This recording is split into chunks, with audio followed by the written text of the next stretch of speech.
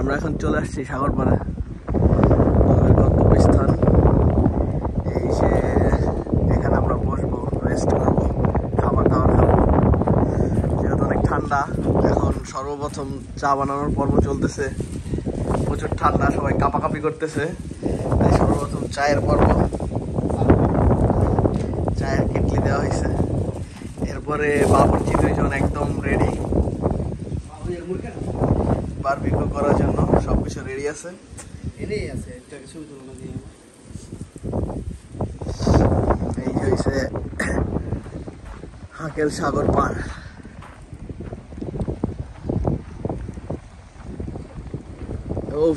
কি সুন্দর বাতাস,